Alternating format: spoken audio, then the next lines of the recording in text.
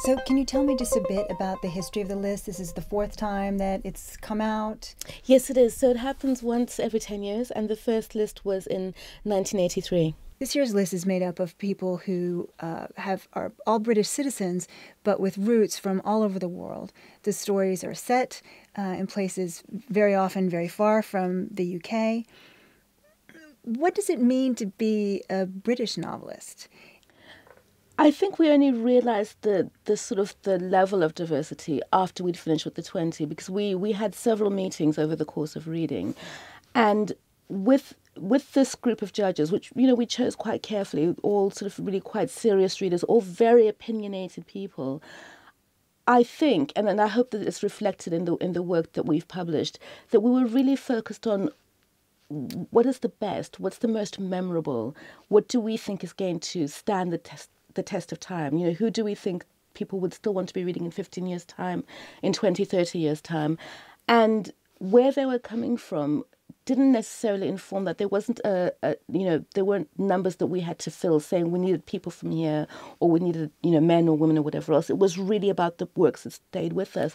And I think that diversity, if we can call it that, really has to do with the times that we live in. People are from everywhere. They're people who are succeeding at all levels of our society here, who come from other places, as well as people who have, generations and generation of their roots in England. And I think it just reflects how we read and how we're engaged with stories. We're not limited by geography in a way that we may have been 50 years ago. This year, Granta has partnered with Audible UK to bring out the Best Young British Novelist list for the first time in audio. Why now? It's a special thrill for me because I'm a huge fan of audiobooks. I think it's because we've been thinking a lot in the last couple of years about the different ways that people consume story, if I can put it that way. That we read on our iPads, people read on Kindle, and people also listen to podcasts. And the growth of all of those different platforms really made us take a look at how far and wide we could get this collection of writers, a list that we're very proud of. And audio seemed a natural way to take it forward. When you have a professional reader reading them, they're little scenes and little bits that come to life in a way that make me feel I'm owning the book again, which is really quite precious. It's very important to me how the sound of words works. So when I'm writing, I always try to stop and read everything out to get a sound of it, because there are things that the eye won't catch when you're reading off the page, which the ear will catch. So to sit in a booth reading my work aloud feels very familiar because it's what I do off the printed page. It's strange to know someone will hear me reading out loud, because there are inflections that I'll put into it, which I know I want to be in there, but I know that someone else who's reading it might inflect a phrase differently. So I feel I'm sort of guiding the reading in doing sort of my version of how it would sound, as the words on the page don't. I think reading a story aloud to a group of people is a fantastic kind of school. I think that you can let yourself on the page allow yourself little kind of foliage of kind of description and digressions or kind of little moments that you're incredibly proud of, but where once you're reading it aloud you realise that you've suddenly lost everybody's interest. And so the discipline of reading something aloud to people I really love, actually, that I've always liked doing readings to people, because it's one of the best ways of actually kind of critiquing your own work, and it's the best way of realizing what a strange performance writing is, because it's this kind of silent kind of talking, which so it sort of makes no sense. It slightly becomes too overt when you're actually in a room with people, and then at the same time just the silent page is not quite right either. When I think about the difference between writing being read and writing being spoken, I think about how private and how personal it is to read something on the page. When anyone reads anything silently, it's in that person's voice. And so at the end of the day, there really is no common experience of a book when it's read within. And I know this now. My novel was published today, and I was thinking that everyone who buys it God bless them all, is going to read it to themselves in their head in a completely different voice, A, than that in which I wrote it, and B, than one to the next. When, by contrast, you read something out loud, you bring a commonality to the experience, something that has been very private, despite the fact that we've, when we've read books in common, we speak with great enthusiasm and great sense of community about the plot. Only when something is read out loud does the experience of the language become common. One reason I like reading is that I feel like it gives me a chance to tell people how to read what I've written. And I can emphasize how slowly I want to go, for example, or the tone of voice in which something is said. And the eye passes very, very quickly over the page, and lots of details that I've spent hours putting in can get lost even for a good reader. And so when I've got a room full of people there, I can say, this is how I want it to be read. This is how slowly it should be read. These are the things I want to bring out of it. Well, actually, I in the past I only read the paper book, of course, the classical book. But recently I reread all the books I have read. For example, those big ones like Master Margarita or War and Peace, all these big books on the audio, and I think it's a completely different dimension, as if someone speaking to you. So it's kind of, you as author, you think actually you should write differently in a way, because audience or readers read very differently. There's a very particular kind of potency, I think, about the experience of hearing literature read, either live or in recordings, that has to do with the presence of another human being, of the source of this stuff. Often when it's when it's the author reading, and the power often resides, I think, in the silences, in the way that people are pulled in towards to hearing this stuff as it kind of unfolds in real time, and these images are kind of made in their minds. It's a very interesting live experience that is different to, certainly not better than, the experience of reading a book, of that particular kind of hypnotic bond between the reader and the object of the book. I really love listening to audiobooks.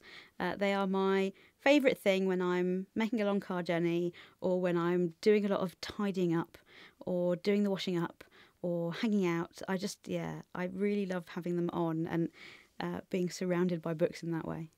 Being on the Granta list is an amazing, it's an amazing feeling. It feels like lots of different things have coincided to, my age and getting my books out at the right time. And it feels like a huge amount of luck, and I'm incredibly grateful.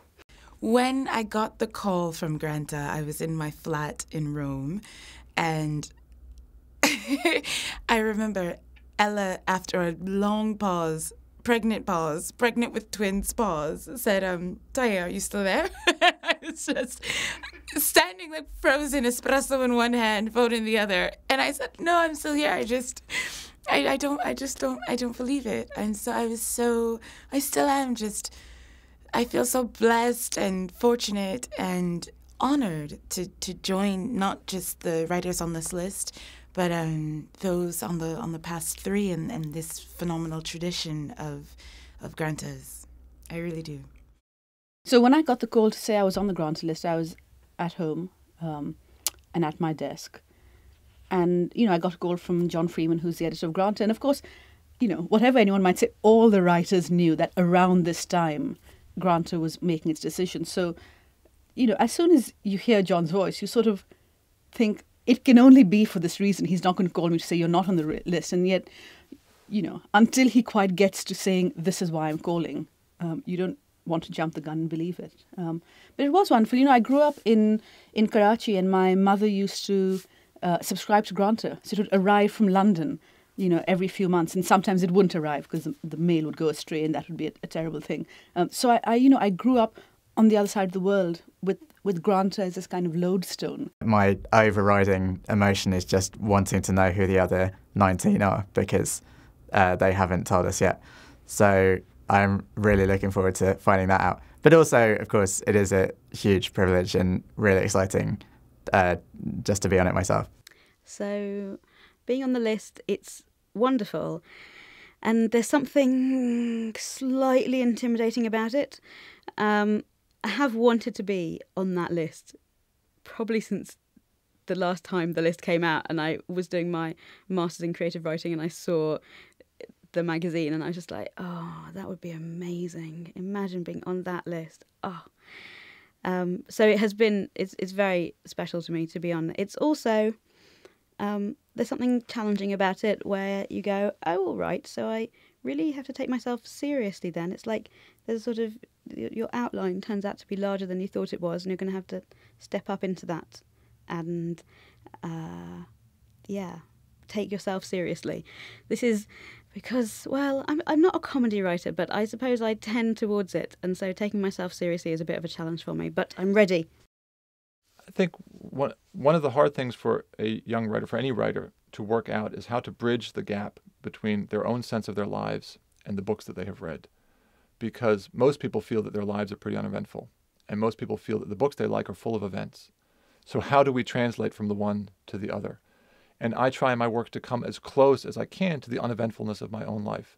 So then I think about what are the things that shape me, little conversations that I remember, shifts in allegiance, moments that depress me, that set off a chain of reflection. That's the kind of thing I like to write about, and that's what I put in the book.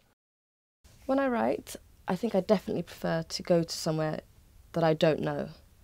For some reason, I find it much easier to create scenarios in a place that I know and I don't know. So Somalia I have residual memories of from my childhood, and it's those kind of more atmospheric memories that feed into my work rather than the day-to-day detail of the life that I have now. I find that those older memories are much more useful. With me, with my writing, often it's kind of two things. One is kind of intellectual inspiration, which is from those literature I love, the books I love, the novelists I love, or the cinema I love. So that kind of inspiration, which is kind of abstract, intellectual, stylistic inspiration. And then another one is really the real life inspiration, is how I went through, say, last year, my life in Berlin, or how I lived in China for the last 30 years. Those kind of detailed experience compose the inspiration, but which is kind of like the foundation of the storytelling. So these two things constructed my narrative. And of course I can say, like poet often got inspired by one singular thing, or an apple on a tree, or a stone on the road. These are the kind of sparkles during your construction of your narrative, but I don't know if that can construct the whole big narrative from that. So with me, real life experience is the most fundamental thing. The two main poles of influence for this novel when I was beginning it were William Gibson's recent Bijon trilogy, starting with Pattern Recognition, and then, on the other hand, Updike's Rabbit books. And I wanted to write something which was as contemporary and as plotty and that had its face pressed as closely against the surface of the 21st century as William Gibson's books do, because I think those books, especially Pattern Recognition, are some of the greatest and most under-heralded achievements in fiction in the time that I've been reading. But then also, because I was writing about South London, which I love so much, I wanted to, my aspiration would be to do for Peckham what Updike does for Brewer. The book emerged from two different images. One was of an older woman who is in bed and can't leave her bed, she can't walk. And another one was of a little girl who's kind of a Goldilocks, and she's going from house to house, eating their food and sleeping in their bed, but in a war. So those were the central kind of images for me, that everything else was built around. Yeah, so in the story, there are no names of the principal characters, and they're not gendered either, which I suppose is to do with the abstractness of the story primarily, and wanting it to keep it quite vague and ambiguous. the story is very ambiguous, I think, and fuzzy. The people of the town are named often, and exactly, and the same characters crop up through it. And I think part of that is to do with they find a role in this submerged memory of the story that is different to their role in the actual event, but they were part of the actual event. So there's a character called Eddie Tuck in the story who we infer has had something to do with, or he was present, and the way in which the main character's memory has taken that, has retained the Eddie Tuckness of it, but it's put him in a slightly different role, a different version.